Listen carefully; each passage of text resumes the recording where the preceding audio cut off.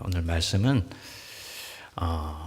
감사가 나오는 원천이라 그럴까요? 그 샘물의 근원이라 그럴까요? 그 부분에 대해서 좀 같이 살펴보려고 합니다. 그래서 오늘 말씀 여러분 주일입니다만 좀 여러분들한테 부담스러울 수도 있고 또 약간 좀 불편하실 수도 있습니다. 미리 양해를 좀 드립니다.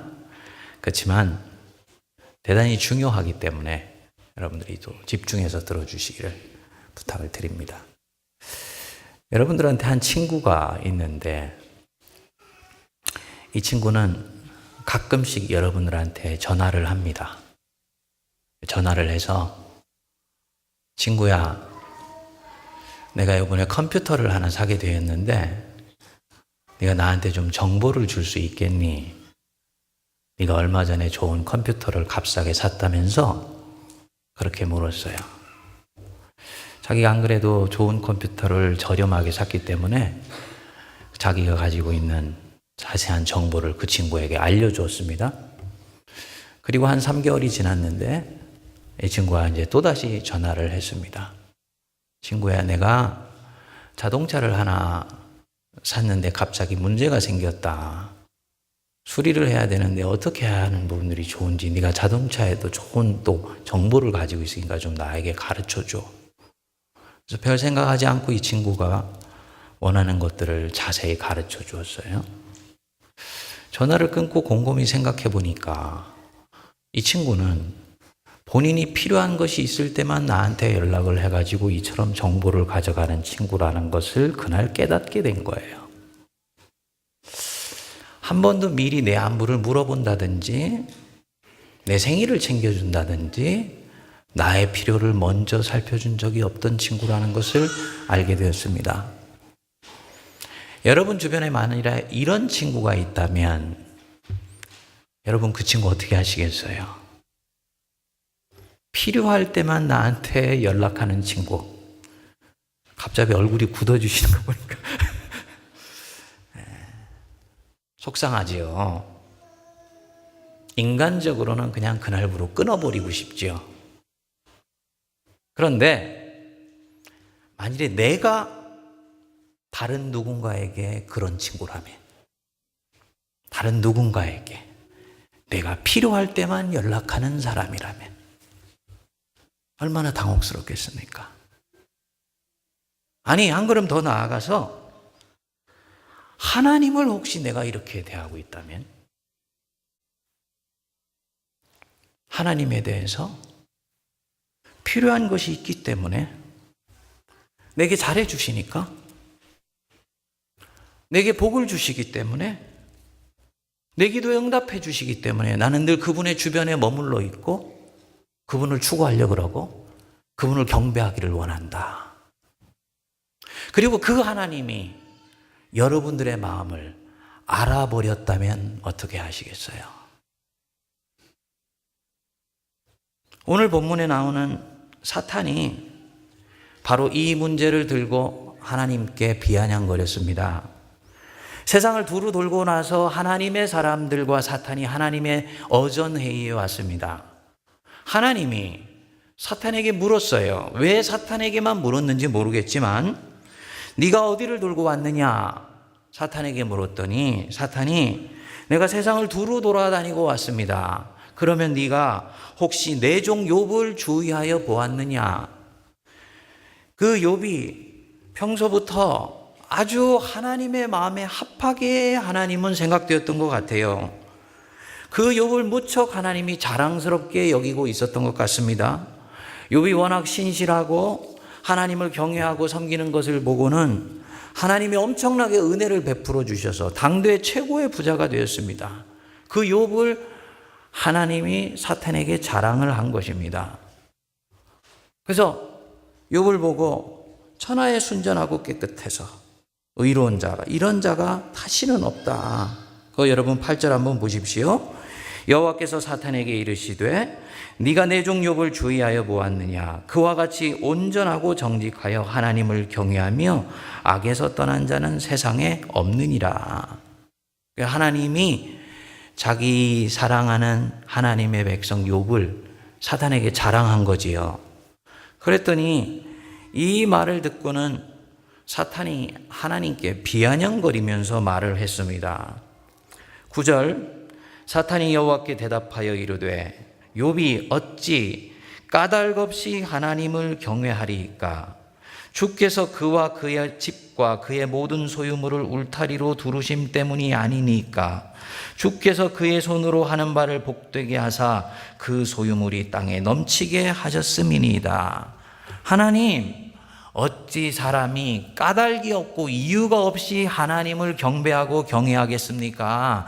다 이유가 있는 것이지요. 하나님이 그에게 집도 주시고 소유도 주시고 양도 주시고 가축도 주시고 10명에 이르는 자녀들도 주시고 풍성하게 채워주시니까 그 욥이 하나님을 경외하는 것이고, 하나님을 경외하면 경외할수록 하나님은 그에게 더 온전하게 주신다는 걸 알기 때문에 이 욥이 하나님 주변에 머물러 있는 것이지요. 다시 말씀드리면 하나님께 잘했기 때문에 하나님이 그에게 주시는 것이 아니고, 하나님이 그에게 잘해 주셨기 때문에 자기도 하나님께 드린다는 것입니다. 그러면서 얘기를 합니다. 11절에 보면 이제 주의 손을 펴서 그의 모든 소유물을 치소서, 그리하시면 틀림없이 주를 향하여 욕하지 않겠나이까? 만일 하나님이 지금이라도 그 손에 있는 것들을 다 걷어가면, 그의 양도소도 다 걷어가고 그가 소중히 여기는 모든 것들을 다 하나님이 가져가시면, 그날부터 이 욥은 시험에 들어서 하나님을 의심하고 하나님께 풀면하면서 결국은 하나님을 버리게 될 것입니다. 인간이 다 그래서 하나님을 믿습니다. 사람이 바로 그런 이유들이 있기 때문에, 까닭이 있고 이유가 있기 때문에 하나님을 믿습니다. 욥도 흙으로부터 나온 인간인데 뭘 그것을 가지고 욥의 믿음을 저한테 그렇게 자랑을 하세요? 이 사단이 하나님한테 하는 얘기예요.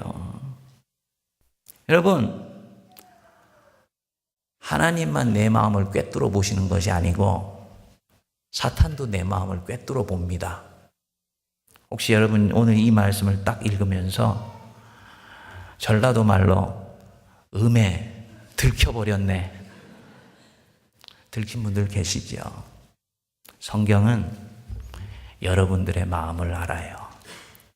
여러분들 안에 무엇이 움직이고 있는지 알고 있습니다. 근데 하나님이 이 말을 들으시고 바로 말씀하셨습니다. 12절 우리 같이 한번 읽어보겠습니다. 시작. 여호와께서 사탄에게 이르시되 내가 그의 소유물을 네 손에 맡기노라. 다만 그의 몸에는 네 손을 대지 말지니라. 사탄이 곧 여호와 앞에서 물러나니라. 그래? 욥이 가지고 있는 소유물 네 마음대로 해라. 다만 그의 몸에는 손을 대면 안 돼.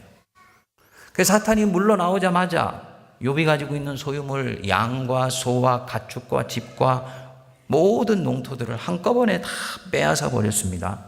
그런데 욥이 하나님을 향하는 그 마음이 조금도 흔들리지를 않았습니다. 사탄이 돌아와서 다시 하나님께 욥에 대해서 비아냥거리면서 참소했지요. 보시면 욥기 2장 4절 5절 우리 한번 같이 보겠습니다. 욥기 2장 4절 5절. 사탄이 여호와께 대답하여 이르되 가죽으로 가죽을 바꾸오니 사람이 그의 모든 소유물로 자기의 생명을 바꾸올지라. 이제 그의 손을 펴서 그의 뼈와 살을 치소서, 그리하시면 틀림없이 주를 향하여 욕하지 않겠나이까?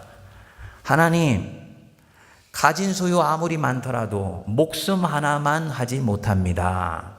만일에 그의 생명이 경각에 이를 정도까지 그를 치게 되면 그는 반드시 하나님 욕하고 저주하면서 하나님을 버릴 것입니다. 그렇게 또 참소를 한 것입니다. 그랬더니 하나님이 내가 그를 네 손에 맡긴다. 그의 몸을 너에게 맡긴다. 다만 그의 생명은 가져가면 안 돼. 하고 욥을 사탄에게 내주셨습니다. 사탄이 이번에는 욥의 목숨을 빼놓고는요, 머리끝부터 발끝까지 욕창이 나가지고 만신창이가 되도록 만들어버린 것입니다. 당대 의인이고 엄청난 부자고 하나님도 이 욥이 너무너무나 쏙 마음에 들어서 욥만 생각하면 입가에 미소가 떠오를 정도로 행복해 하시고 욥도 행복했는데 하나님과 사단의 희한한 입씨름에 휘말려 들어서 하루아침에 욥이 완전히 거덜이 나버린 거예요. 사랑하는 아들, 자녀들 10명 잃어버리고요. 와이프가 옆에 와가지고 차라리 하나님 욕하고 죽으세요 라고 와이프까지 조롱을 했잖아요. 이것이 욥의 1장 2장에 나오는 결론이에요. 뭐냐? 신앙을 지킨 결과로 이런 일이 일어난 것입니다. 내가 신앙을 지켰는데, 내가 하나님을 버리지 않았는데 내게 이런 일이 일어났다. 우리가 과연 이것을 수용할 수 있을까요? 여러분, 제가 욥기 1장 2장을 읽으면서 풀리지 않는 의문이 한 가지 있었습니다. 사단이 욥을 비웃었다 그랬어요. 까닭없이 하나님 경외하는 사람이 어디 있겠습니까? 하나님이 잘해주시니까 다 하나님 섬기는 거지요. 그러니까 하나님이 욥을 사탄에게 선뜻 내주셨지 않습니까? 제가 이해가 안 된 것이 하나님과 사탄이 지금 서로가 자존심을 걸고 기이한 변론을 하고 있다는 거예요.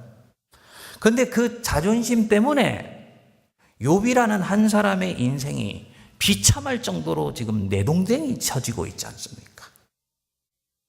과연 하나님이 사탄과의 변론 때문에 어떤 일이 일어났건 한 사람의 인생을 이렇게까지 사탄에게 내어주는 것이 과연 정당하고 그 하나님이 의로운가?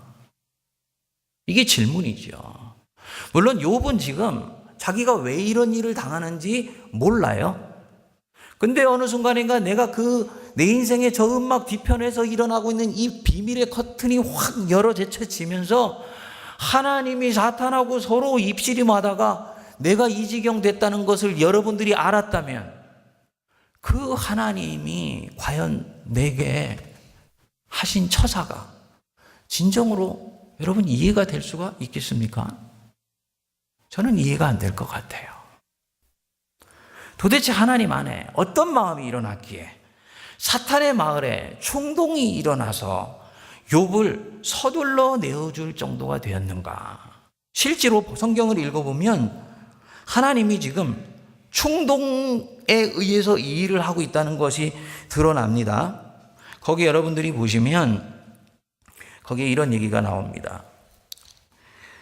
3절에 2장 3절에 여호와께서 사탄에게 이르시되 네가 내 종 욥을 주의하여 보았느냐 그와 같이 온전하고 정직하여 하나님을 경외하며 악에서 떠난 자가 세상에 없느니라. 우리 그 2장 3절의 뒷부분 같이 읽어보겠습니다.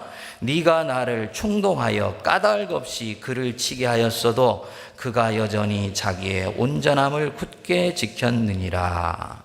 거기 네가가 누구지요? 사탄이 나를, 내가 누구죠? 하나님을. 사탄이 하나님을 충동했다 그랬어요.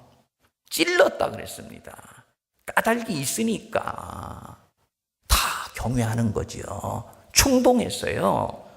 그래서 하나님이 뭐라 했냐면은 너에게 그를 치게 하였다 그래요. 충동질에 하나님이 넘어가서 욥을 치게 만든 거예요.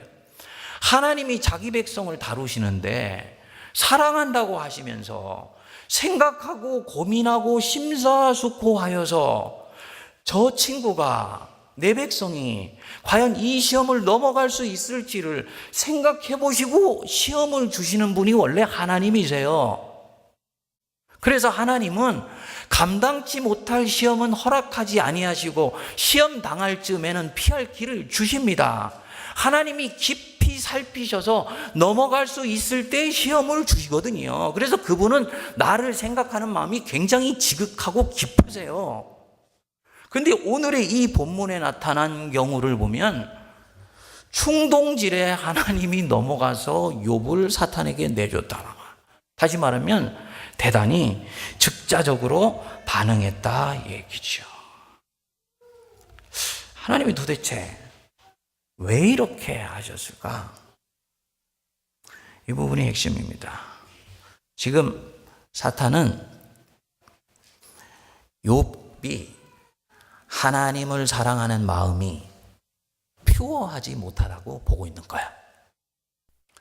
욥은 하나님을 사랑하는데 기브 앤드 테이크로 사랑하고 있다는 거야. 하나님이 주시는 게 있으니까 사랑한다고 보고 있는 거지. 다시 말씀드려서 하나님이 사랑하시는 하나님의 백성이 하나님을 사랑하는데 그 사랑은 순전하지를 않아요. 잡티가 껴 있습니다. 뭐 좋은 것을 주시기 때문에 사랑하는 거예요 라고 조롱을 한 거예요. 아버지가 아들에 대해서 제3자가 내 아들이 나를 대하는 마음이 순전하지 못하다라는 얘기를 들었을 때 그 아버지가 어떻게 반응할까요? 이 사람아 무슨 얘기하는 거야? 내 아들은 그렇게 나를 사랑하는 아들이 아니야. 내가 소유가 있고 아들에게 물려줄 재산이 있고 유산이 있기 때문에 나를 사랑하는 게 아니야. 걔는 내 자신을 사랑해. 이 마음을 가지고 있는데 사탄이 조롱하는 것을 보고는 그래? 그럼 한번 네 맘대로 해봐. 정말 그가 어떻게 나를 사랑하는지 네 맘대로 한번 해봐 하고 욥을 사탄에게 넘겨준 겁니다.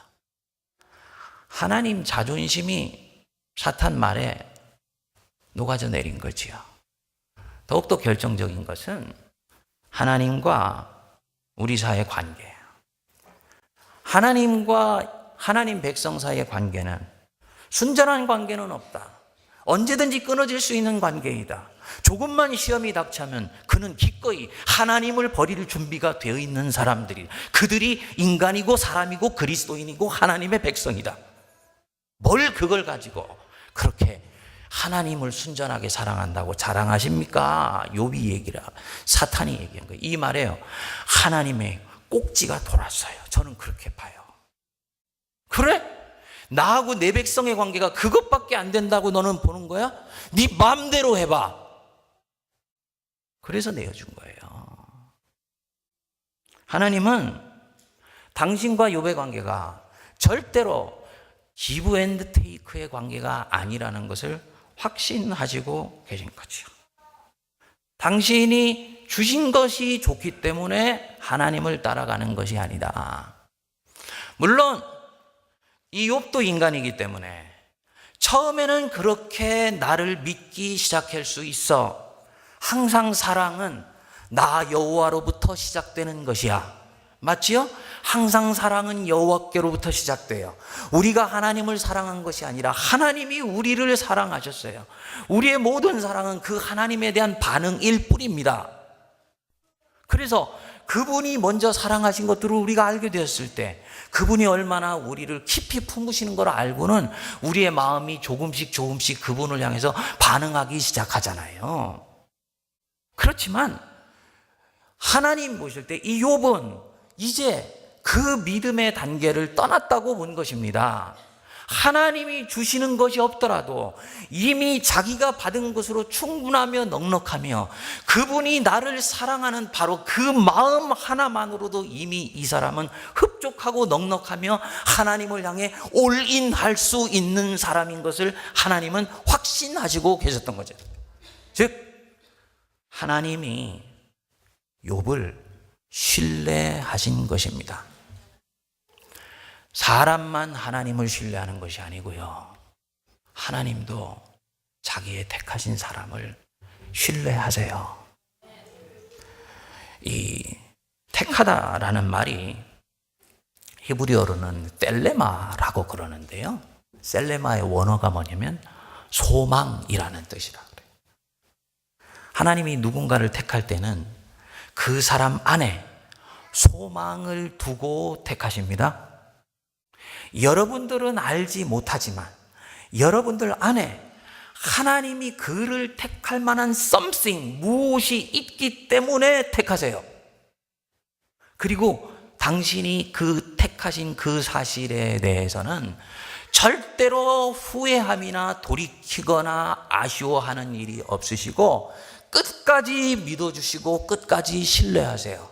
내 안에 가능성이 있고 그 가능성은 지속적으로 나 여호와가 물을 주면 언젠가는 밑으로 뿌리를 내리고 위로 가지를 뻗어서 열매 맺는다는 것을 주님은 아시기 때문이에요. 사람을 신뢰하시는 것입니다.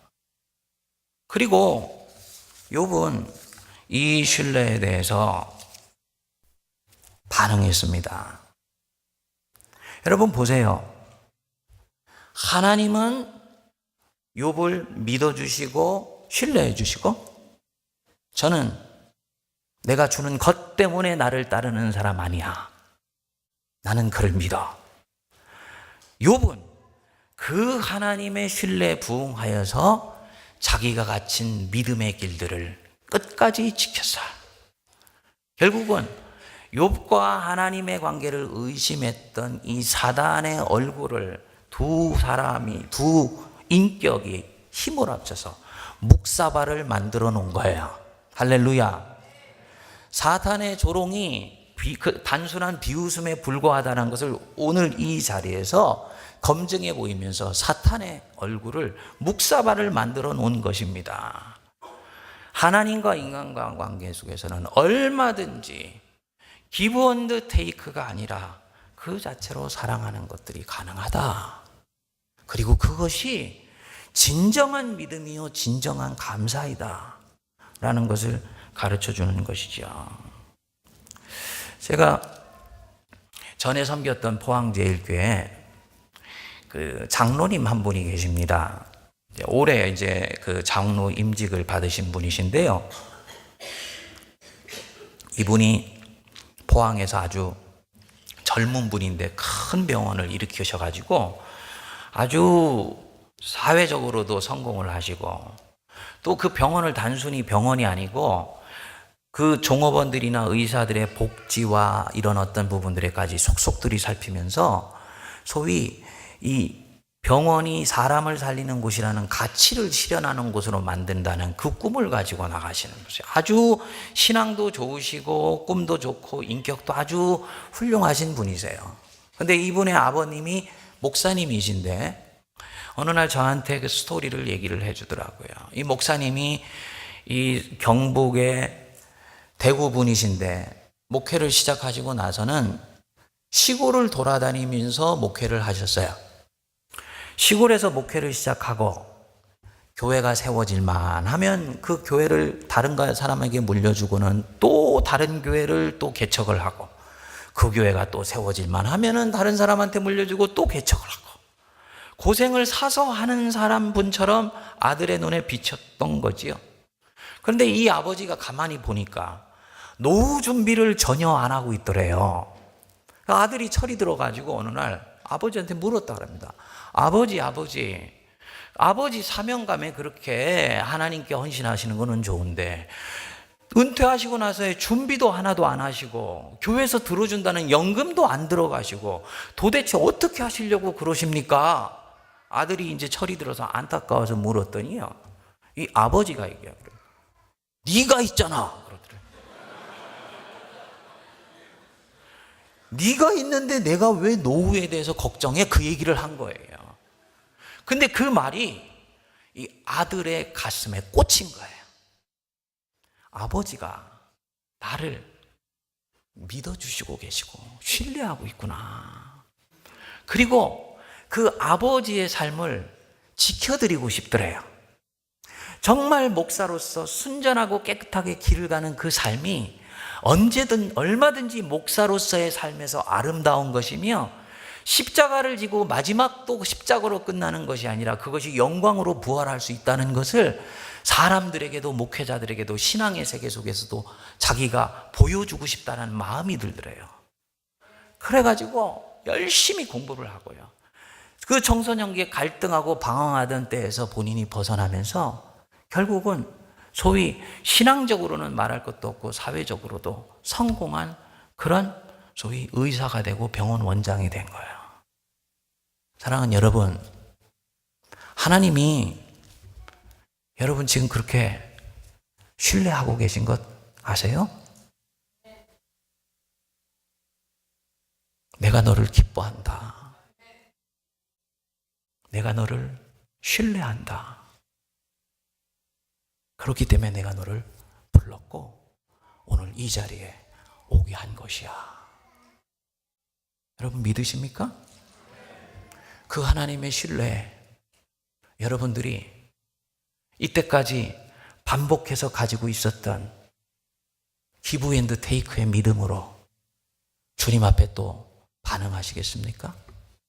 그래서 나와 하나님 사이의 관계에서 그것을 가만히 지켜보고 있는 사단이, 하나님 그렇지요. 당신이 백날 일방적으로 사랑해 주셔도 아무 소용없어요. 당신 백성인 아무개는 항상 받은 만큼만 반응하려고 하는 거예요. 무슨 그 아들을 계속 신뢰한다고 하십니까? 내 믿음에 대해서 사단이 참소하고 조롱하도록 놔두시겠어요? 아니면 그래, 나는 솔직히 오늘까지는 사탄이 그 참소하는 것에서 자유롭지 못해. 하지만 이제부터 까닭이 없이 하나님을 경외하는 삶이 얼마든지 가능하며 내 신앙은 세월이 지날수록 정화되어서 순수해지고 하나님만을 사랑할 수 있다는 것들을 내 인생 속에서 보여주기 원해.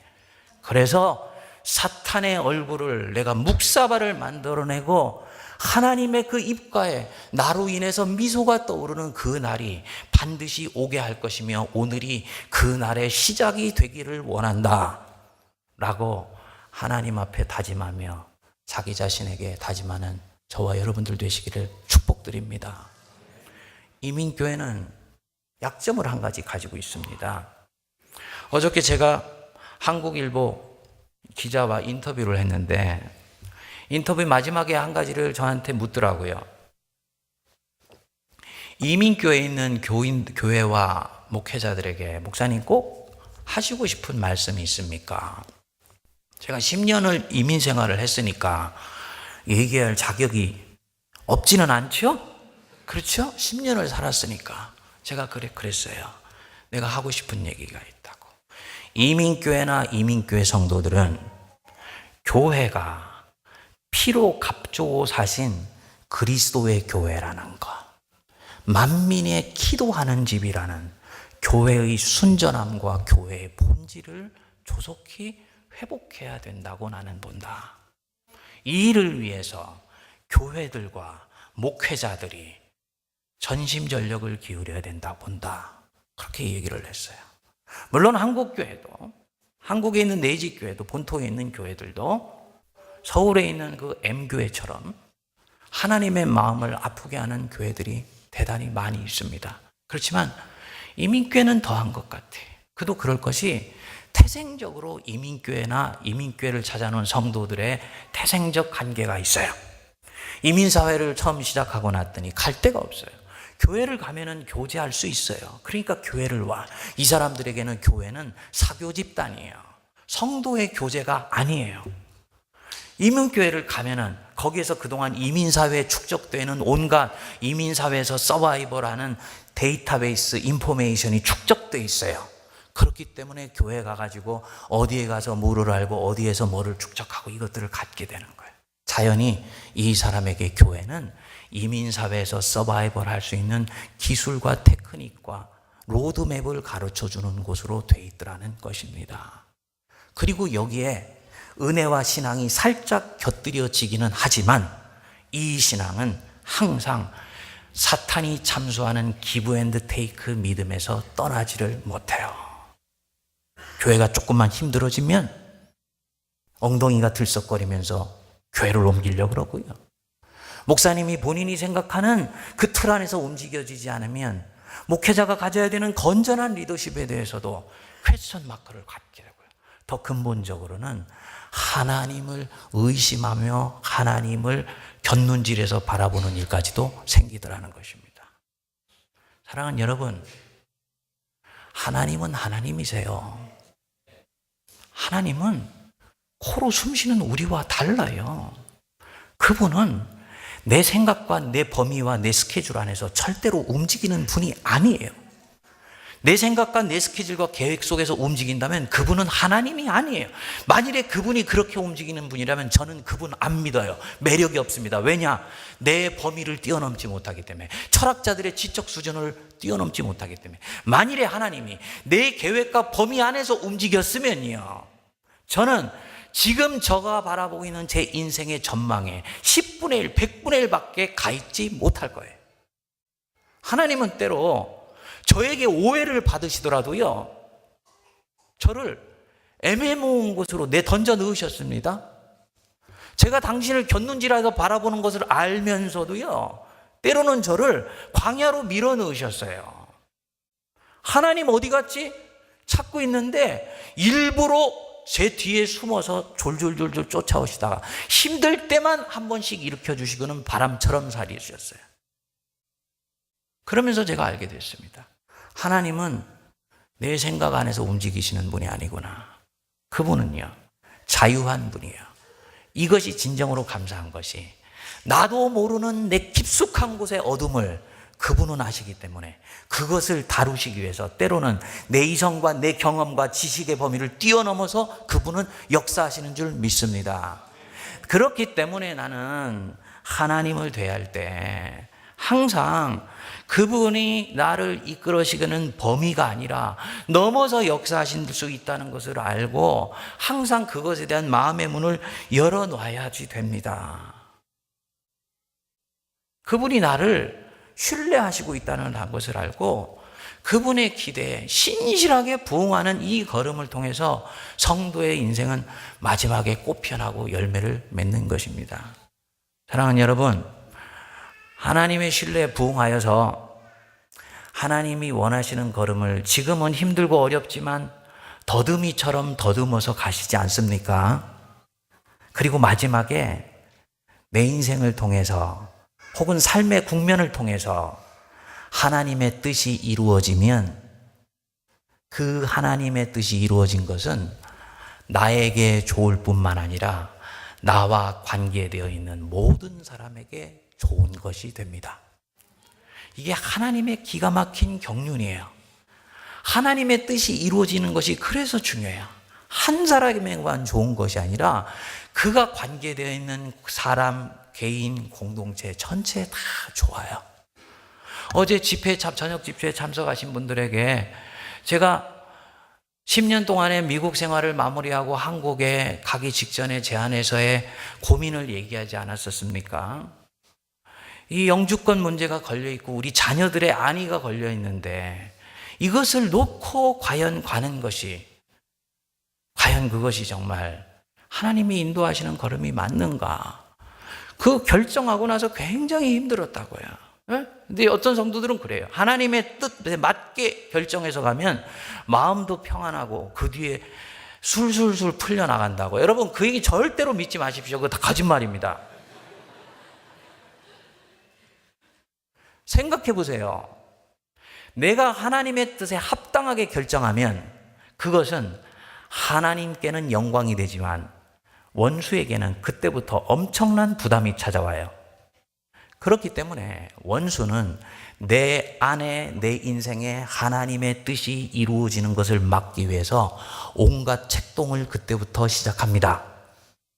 그래서 하나님의 뜻대로 결정을 했는데 삶이 꼬여 보이고 힘들어 보이는 경우들이 대단히 많아요. 하나님 뜻대로 가나안 땅에 갔더니 가나안 땅에 뭐가 있었죠? 아브라함에게 기근이 있었잖아요. 그때 성도는 자기가 하나님의 뜻에 맞게 결정한 부분들에 대해서 흔들리면 안 돼. 영어로 stay on the line. 섰던 줄에 계속 서십시오. 힘들더라도 마음을 굳게 지키십시오. 그리고 계속 그 길을 걸어가세요. 이미 이때는 여러분들의 믿음은 다 녹아져 내려버렸습니다. 제가 우리 형님 앞에 항변했던 것처럼 달달 떠는 목소리로 나 가야 돼 이 말밖에 못해. 근데 하나님 볼 때는 it's okay요. 왜냐고요? 믿음은 사이즈의 문제가 아니고 뭐만 있으면 되겠다? 있기만 하면 되는 거예요. 달달 떨면서 말할지라도 그 라인 안에 서면 나머지는 하나님이 이루어 가세요. 그래서 그 하나님의 뜻이 이루어지면요, 나에게 좋지. 하나님의 소명을 이루는 걸음으로 계속 갈 수 있으니까. 내가 섬겼던 공동체 좋아요. 하나님이 창세전부터 예비하신 목자를 보내주셔서 새누리를 은혜 가운데 든든히 서가게 하시고 새로운 부흥의 바람을 이끌어 가시기 때문입니다. 그래서 제가 여기까지는 알겠는데 풀리지 않는 한 가지가 있더라고요. 내 새끼들, 그 영주권 없는 내 새끼들. 애들이 저한테 나이가 들고 대학을 들어가서 학년이 올라가면 올라갈수록 저에게 압박감이 찾아왔어요. 그리고 사방에서 얘기가 들립니다. 트럼프가 대통령 되고 나서부터 영주권이 없거나 한 사람들은 점점 취직하기가 힘들어진다고 그러더라. 그게 남의 얘기처럼 들리지 않았다. 정말 내 얘기처럼 들렸어요. 저는 그럴 것 알고 죄송하지만 트럼프 대통령 안 되게 해달라고 무지하게 기도했어요. 공화당 지지하는 분들한테는 죄송합니다. 그러면 이해해 주세요. 부모의 마음이 그러하니까 이해해 주십시오. 근데 예상했던 것들이 찾아온 거예요.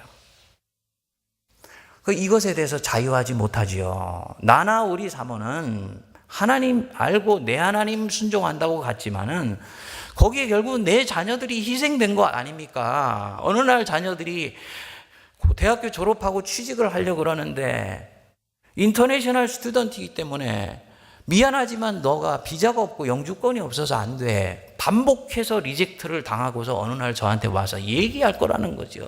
아빠, 그때 아빠가 그렇게 해서 결정한 것이 아빠의 목회자로서의 삶에서는 감사한 일인지 모르겠지만은 나나 우리 형제 자매들한테는요, 인생이 그야말로 시궁창으로 들어가는 시작이었어요 라고 저한테 얘기하면 저는 그 애들의 그 고통을 감당하지 못할 것 같이 느껴지더라고요. 그것 때문에 오랫동안 묶인 마음들이 있었습니다. 이번에 리트리트 센터에서 기도를 하는데 내가 이것 때문에 두려워하고 있다는 걸 제가 알게 됐어요. 기도의 자리로 본격적으로 가지고 갔죠. 네, 기도하는 중에 영의 역사지요. 번개처럼 머릿속에서요, 팍! 생각 하나가 스쳐갔습니다. 그는 네 새끼일 뿐만 아니라 이제는 내 새끼야. 내가 네 새끼의 인생 책임져. 아멘 하십니까? 저는 우리 세 자녀가 내 자녀라고 생각했어요. 근데 하나님이 클리어하게 말씀하신 거예요. 그들은 네 자녀일 뿐만 아니라 나 여호와의 자녀들이다. 그러니까 내가 책임질 것이다. 여기서 묶인 마음이 풀려나면서요, 마음이 밝아지더라고요. 그 자녀들한테 가서 제가 그 얘기를 했어요. 아빠가 이런 데서 묶인 데서 자유로워졌다고. 어? 그러니까 너희들 믿어도 된다고? 그랬더니 막내는 크게 얘기나. 아빠 그 음성 안 들었어도 괜찮아. 왜? 그랬더니 제가 영주권까지 내나 시민권까지 내하고 결혼하면 돼요. 우리 막내가 그래요. 네, 이미 자기는 계산이 섰다는 거야. 더 감사한 게요, 우리 둘째가 요즘 살아가는 삶이에요. 우리 둘째가 고등학교를 졸업하고 대학을 합격하고 나서 바로 대학을 안 갔어요. 갭이어를 갖겠다고. 자기가 이때까지 인생의 목표를 정확하게 정해서 달려오지 않은 것 같대. 자기가 자기 인생의 목표를 정해야 될 것 같다. 그래가지고 1년을 의도적으로 학교를 합격해놓고는 갭이어를 갖고 YM을 간 거예요. 예수젠더단을 1년 동안을 가서 훈련을 받고 왔는데 애가 거기에서 비전을 받아가지고 왔어요. 네팔을 가서 봤더니 너무너무나 사람들이 힘들게 살면서 의료의 혜택을 받지 못하는 걸 보고 온 거예요. 그래서 자기가 메디칼 미셔너리가 되겠다고 지금 그 길로 공부를 하고 있어요. 인터내셔널 스튜던트가 얼마나 힘든데 그런데 하겠다는 거예요. 그러면서 저한테 그래요. 제가 그 얘기를 했더니 아빠, 저는 미국의 영주권이나 시민권이 없기 때문에 오히려 미국에 안 매이고 제3세계에 돌아다니면서 선교할 수 있고 하나님 사랑 전할 수 있고 그들에게 의료 혜택 줄 수 있으면 그것으로 돼요. 저 메디칼 스쿨 갈 수 있도록만 도와주시고 기도해 주세요. 딱 그 얘기를 하는데요. 제가 하나님이 이미 내 자녀 속에서 당신의 작업을 하시고 있는 것을 저는 볼 수 있었습니다. 사랑하는 여러분, 여러분들 하나님이 여러분들을 신뢰하세요. 이제는 더 이상 원수의 조롱에 맨날 참속거리가 되고 받은 거 있기 때문에 사랑하는 그 믿음의 수준을 주님 넘어가시기를 원하고 이미 이제는 그때가 되었다고 보시고 계세요. 그래서 오늘 이 설교를 듣고 있는 것인 줄 저는 믿습니다. 물론 우리는 믿음이 약하기 때문에 우리는 솔직히 얘기하면 저부터 먹을 것과 입을 것 주시기 때문에 예수님 믿기 시작했습니다. 어느 날 갑자기 내 인생의 미래를 생각하면 불안해서 견딜 수가 없고 잠을 이룰 수가 없어서 신락 같은 희망이 예수님 안에 있다는 얘기를 사모한테 듣고서 그 예수님한테 제가 한번 더듬이처럼 찾아가 보기 시작한 거예요. 내면의 평안을 구해서 가거나 육신의 양식을 구해서 가거나 주는 것이 있기 때문에 가는 것은 근본적으로 같은 이치였습니다. 예수님도 이런 우리 자신을 아십니다. 너희가 나를 따르는 것은 뭐라고요? 먹고 배부른 까닭이다. 문제는 뭐냐? 우리는 약하고 죄가 많기 때문에 깨어지기 쉬운 자들이기 때문에 여기서 출발하는 것이 당연한데 이 사람이 5년을 믿고 10년을 믿고 20년을 믿어도 먹고 배부른 까닭에 믿는 그 믿음을 떠나지를 못하더라는 것입니다. 주님이 속상해 하시면서 여러분들을 여전히 신뢰하시고 계세요. 언젠가는 사탄의 얼굴을 묵사발 만들 그 날이 내 백성에게 올 것이다. 내 자녀가 나를 표하게 사랑하며 하나님이 하나님이기 때문에 사랑하는 그 날이 반드시 올 것이다. 나는 그의 인생을 통해서 영광받을 그날을 기대하며 오늘도 내 자녀를 신뢰한다. 그 신뢰에 부응하는 저와 여러분 되시기를 주의 이름으로 축복드립니다. 기도하겠습니다.